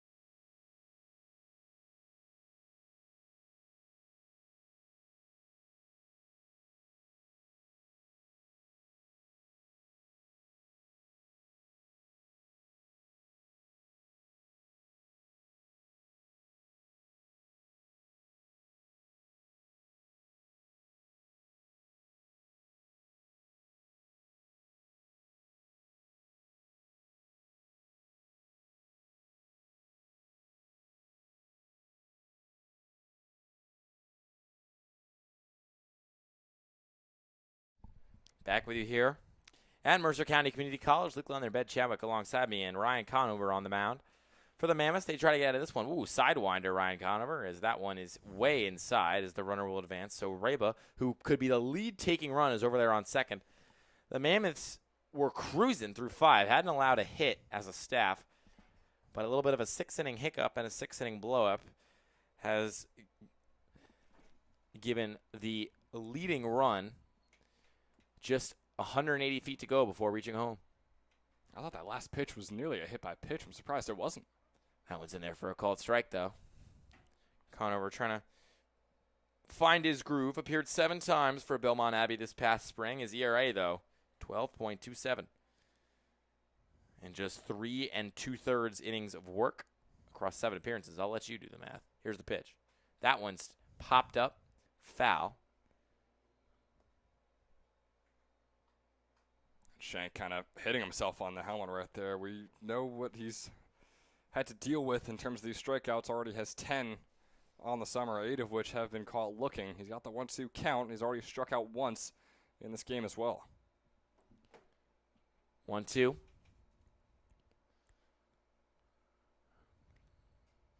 The kick and the delivery. That one's outside. Count's even at 2. Was a solid-looking pitch, I would say, from Conover there, though. I love the fastball. Looking for that bottom right corner was just a tad outside, but really could have been called either way, and I wouldn't have seen much of a problem with it. Count's even at 2 now. Reba takes his lead over on second. Conover comes set, kicks, and delivers. That one's a swing and a miss. He got him. So the second out of the inning is a strikeout by way of Ryan Conover's fastball. And this time now the Kings down to potentially their last chance with runners in scoring position of this game. Again, we don't know for sure, but you got a runner on second here with 2 gone in the bottom of the 6th. Already put up 3 runs in this inning. They were trailing 3-0 heading into the frame. Conover kicks, delivers. Raba goes. This one is lifted into the outfield, coming on from all sides. Not going to be there. It drops into the grass. Raba's going to come home. He will score. Standing up. Bodies converging, but nobody found the ball. And the Kings have taken the lead here in the bottom of the 6th. They trailed 3-0 heading into this half frame and have put together a clinic in situational hitting. to take the lead in search of their 8th win of the season.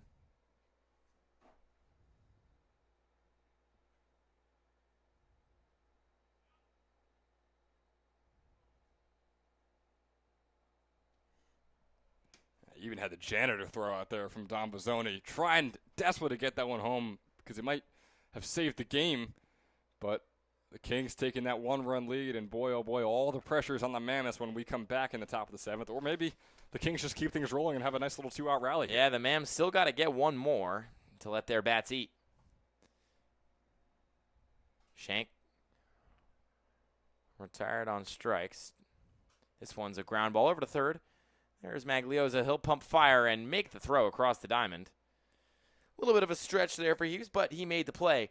But not before the damage is done. Being no hit through 5 meant very little to the South Jersey Kings bats. They put up 4 in the bottom of the 6th to take a 1-run lead as we go to the top of the final frame of regulation here at Mercer County Community College. Don't go anywhere. Hi, my name is Dr. Philip Glassner. I'm a hip and knee replacement specialist at Mid-Jersey Orthopedics. We're a multi-specialty orthopedic practice with offices in Flemington, Bridgewater, and Washington, New Jersey. We have 18 fellowship-trained specialists to take care of you from your neck down to your toes. We offer conservative management such as bracing, therapy, and injections through surgical interventions as well. Our goal is to keep you active and healthy and get you back in the game. We also offer on-site digital x-ray as well as MRI.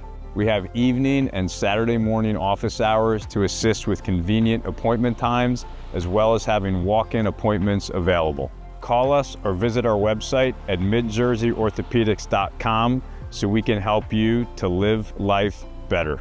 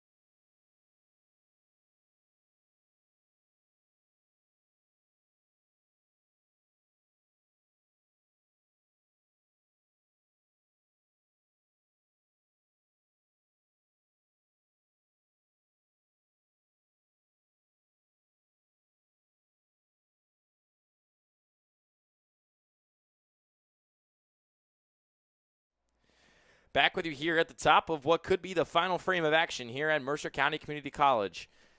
The Mammoths leading 3-0 heading into the bottom of the 6th, and no hitting the Kings.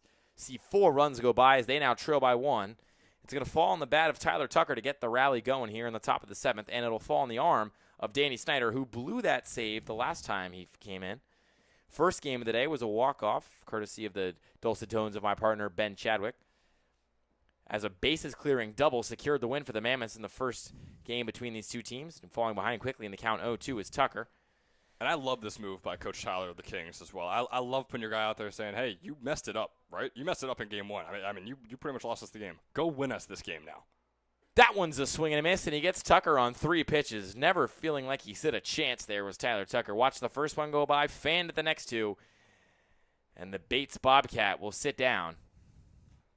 But here's where things get dangerous. Yeah, now you enter, as Kenny Loggins would say, the danger zone. Yep. All right?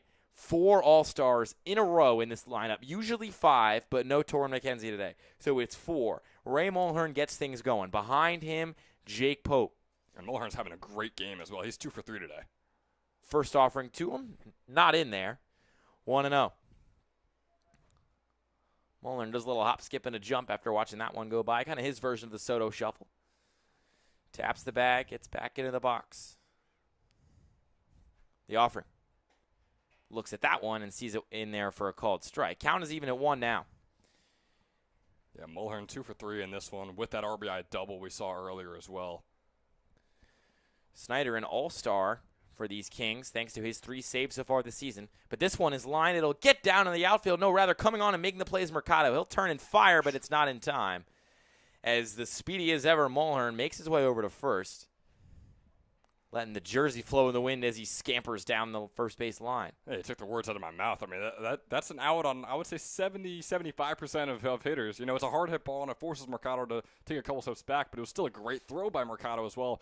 But, man, I mean, Ray Mulhern was pretty much already on first once that throw was taken out of the hands of Mercado. What a play. What hustle by him. So he'll hop out to his lead over there on first. You got to think he might want to swipe a bag. But now it's Pope in the box. First offering to him.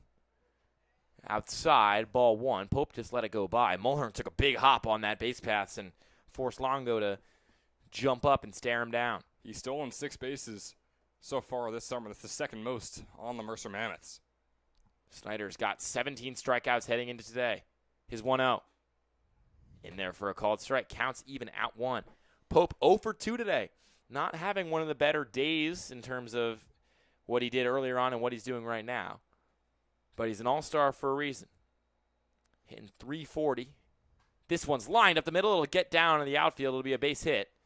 And there's runners on first and second as the drama rises and the tension builds. Yeah, the Mammoths. I mean, could you imagine if they just steal one 2 times in a row from the South Jersey Kings? I mean, that is exactly what we're going to call it in game number 1. They have a chance to do so in game number 2 right here as well. Still, though, that double play ball remains alive, you know. All it takes, one swing of the bat to give him the lead, one swing of the bat to end this game. But now it's all-star number 3.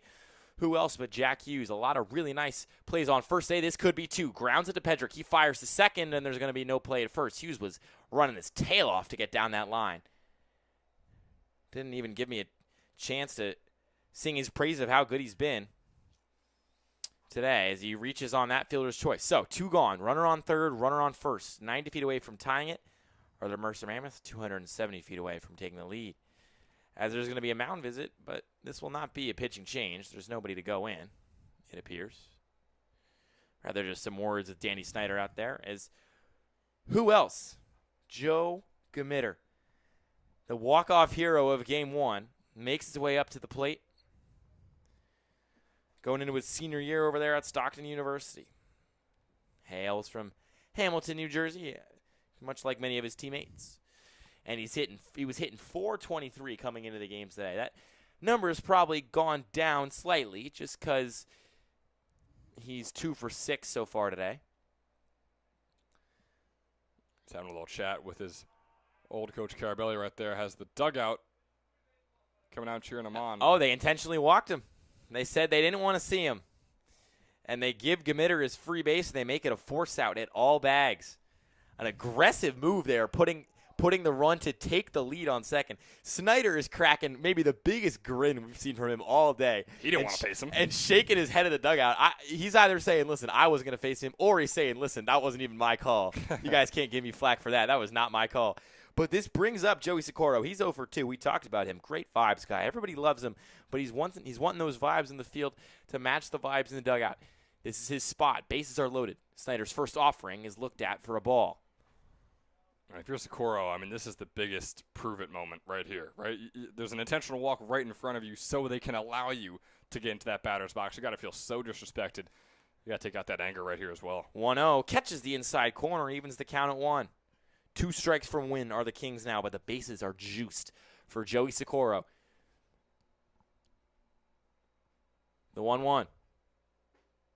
In there for a called strike. Got the fastball in the bottom third of the zone, and down to their last strike are the Mercer Mammoths. They were no-hitting the Kings through 5, but a late blow-up in the bottom of the 6th has made this a 1-run Kings advantage. Snyder kicks, delivers. That one's a swing and a miss, and he got him. Danny Snyder, 0 in Game 1, hero in Game 2. And the South Jersey Kings and the Mercer Mammoths split here at Mercer County Community College on a hot and steamy Wednesday night. We were witnessing some great baseball between these two teams. As the Kings pick up their 8th win of the season, they're now 8-11-1. The Mammoths fall to 11-7-1, but will remain on top in the Southern Division. Good game between both these squads, and a lot to like and a lot to take away if you're both these coaches. There absolutely is, and looking to try and figure out our Toyota player of the game here is tough, right? Because there's 4 runs for the South Jersey Kings. Jordan Raba. You know how I'm going to nominate for that? I'm going to nominate Danny Snyder. Danny Snyder. He is an all-star. He comes into the first game. He gets rocked. He blows his first save of the summer. That could affect a lot of guys. And I was talking about it in the lead up to the walk-off even. But what separates all-stars from normal guys is when all-stars get punched in the mouth, they come back and they respond. They level up their game after a moment of failure or a tough moment for them. And that's exactly what Snyder did. For me, personally, if I can give out Luke Lemler player of the game, it's Danny Snyder. Well, you know what? Maybe we will do that. I'm going to make Noah Rivera's case right now, too, another guy on the pitching staff. It's a good Started point. off the game, went 4 innings, allowed 4 hits in those 4 innings, and allowed 1 earned run as well, but struck out 6 batters in those 4 innings as well. So my case would be for Noah Rivera. You're making the case for Danny Snyder. So how about we just let the people decide? Yeah, let us know. Let us know in the chat. Let us know in the comments if you're watching this. Who is your Toyota player of the game? 2 great games so far today. Nobody else I'd rather be calling it with. Luke Lemler is mine and Ben Chadwick is his. Thank you so much for spending the day with us, and we'll talk to you next time.